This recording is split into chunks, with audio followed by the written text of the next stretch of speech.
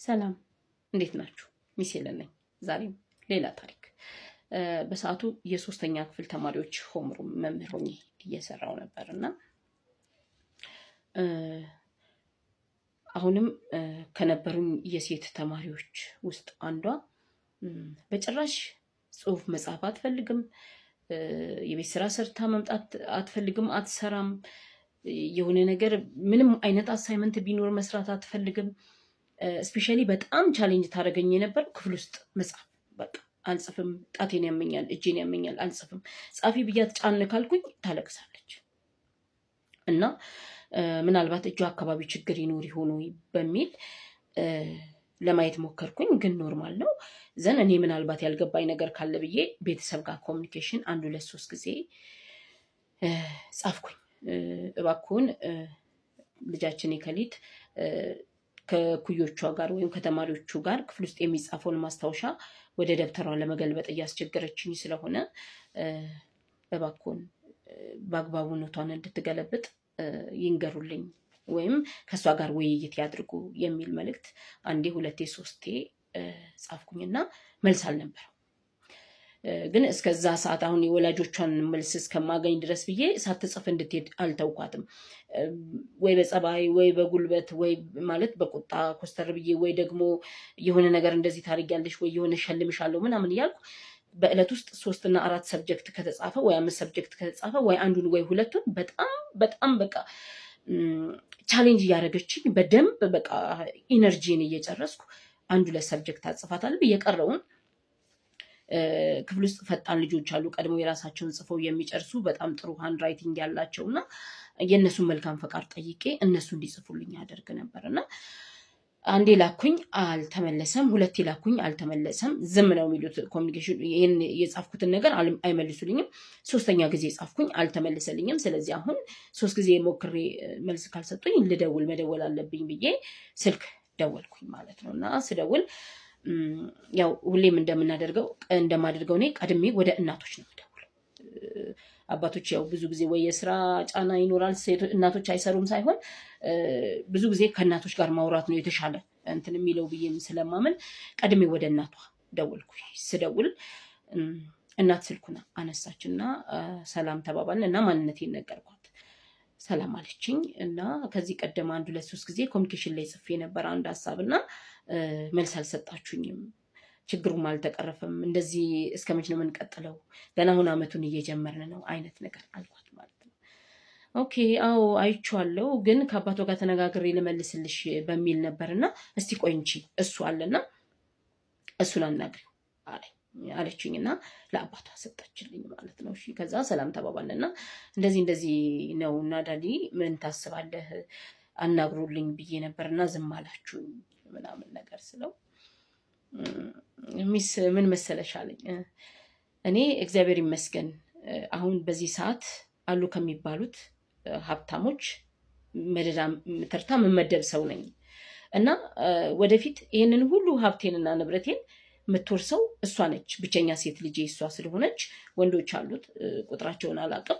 ብቸኛ ሴት ልጄ እሷ ስለሆነች የንብረቴ ብቸኛ ወራሽ እሷ ነው የምትሆነው እና እውነቱን ንገረኝ ካልሽኝ ትምህርት ቤት የምትመጣው ከኩዮቿ እንዳታንስ፣ ወንድሞቿ ከቤት ሲወጡ እሷ ቤት ውስጥ እንዳትቀር እና አንዳንድ የሆነ ብቸኝነት ምናምን የጎደሎነት ስሜት እንዳይሰማት እንጂ ትምህርቱን ተምራ ምንም በህይወቷ ላይ ለውጥ እንደማያመጣ ወይም ትምህርቱን ተምራ ወደ ህይወቷ የምታመጣው ምንም ነገር እንደሌለ ልቦና ያውቀዋል። ስለዚህ ዝም ብላ ውላ ገብታ ትውጣና ትምጣ። ኢማጂን ውላ ገብታ ከልጆቹ ጋር ውላ ወደ ቤት ትምጣ እና ኖት መጻፍ የለባትም። አዎ አታስጨንቂያት፣ አትጻፍ። እያስተማራችሁም ከሆነ ተነስቼ እወጣለሁ ካለችም ፍቀጅላት። ኢማጂን እኔ ተማሪዎችን አመት ሙሉ መጀመሪያ ላይ መስከረም ላይ ተቀብዬ በስነ ስርዓት በየዕለቱ አስተምሬ አሲስመንት ኢቫሉዌት አድርጌ ሚድ ቢባል ተፈትነው አሳይመንት ቢባል ተሰጥቷቸው የሰሩትን ውጤት ማርክ ሪከርድ አድርገን ፋይናል ፈትነን ተጨምቆ ነው ውጤት አንድ ተማሪ ከሆነ ክላስ ወደ ሆነ ክላስ ተሻገረ ወይም ተዘዋወረ ብለን የምናሳልፈው። ያቃታቸው ልጆች ተጨማሪ ሰዓት ተሰጥቷቸው መረዳት ባለባቸው መንገድ ተረድተው አቅማቸውን ልክ እንደ ሌሎቹ ፐርፎርም አድርገው የማለፊያ ነጥብ እስከሚያመጡ ድረስ የቻልነውን ያህል ሞክረን ነው ብቁ አድርገን ልጆቻችንን ወደ ቀጣይ ክፍል የምናሻገር።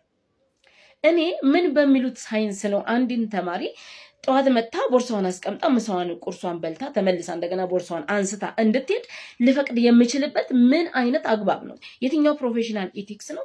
የትኛው የኔ ህሊና ነው እንደዛ ሊፈቅድ የሚችለው? ከዛ ከአባቷ ጋር ይሄን አሁን ለእናንተ ያልኳችሁን ሀሳብ ነው ለማስረዳት ስሞክር ኖ ኖ ኖ ምንም አታስቢ አይነት ነገር ሲል ማለት የቻልኩትን ያህል አሳጥሬ በሰዓቱ ብለውም አሁን የምለውን እኔ ከዚህ ቀጥዬ የምላችሁን ሀሳብ ነው ያልኩት። የትኛውም ገንዘብ የትኛውም ድርጅት ከእውቀት ነፃ በሆነ ማይንድ ወይም ከእውቀት ነፃ በሆነ ጭንቅላት ተዳድሮ ውጤታማ አይሆንም።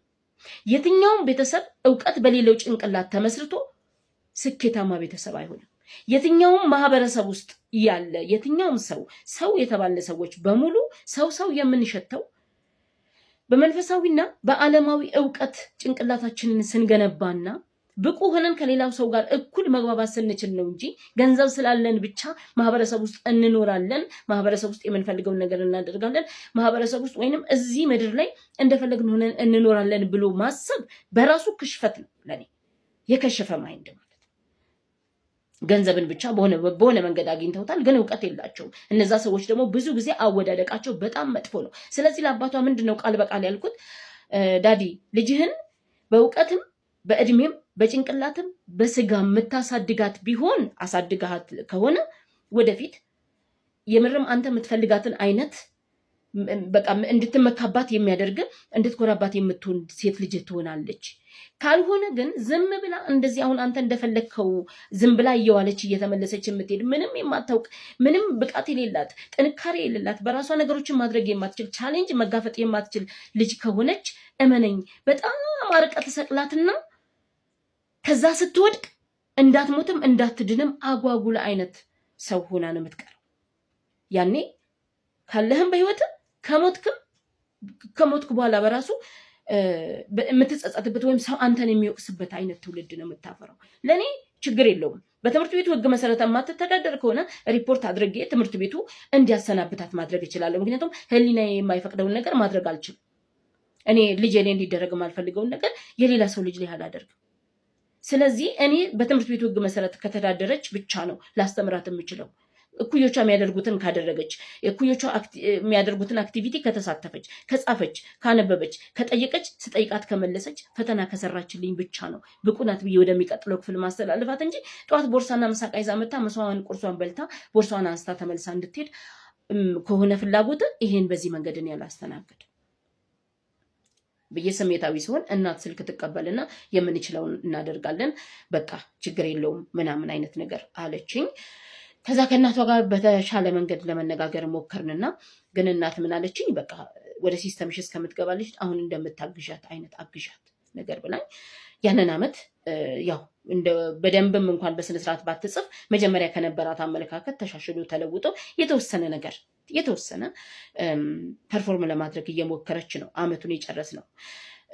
እዚህ ጋር ማለት የምፈልገው የእውነት ወላጆች ለልጆቻችሁ ነገ የምትጨነቁ ከሆነ የእውነት ወላጆች የልጆቻችሁ ነገ ማንነት የሚያሳስባችሁ ከሆነ ልጆቻችሁን የምትሰሯቸው እናንተ ናችሁ፣ የምታፈርሷቸውም እናንተ ናችሁ። ነገ አንገታችሁን የሚያስደፏችሁ ልጆች ነው እንዴ ከፍላችሁ ማሳደግ የምትፈልጉት?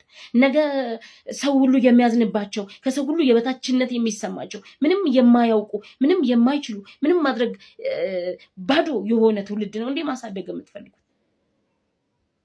ፕሊስ ገንዘብ ቁስን እንጂ ማንነትን አይገዛም። እንደዚህ አይነት አመለካከት ያላችሁ ወላጆች ካላችሁ አደራም እየበላችሁ ጭምር። ወዳችኋለሁ። መልካም ቀን።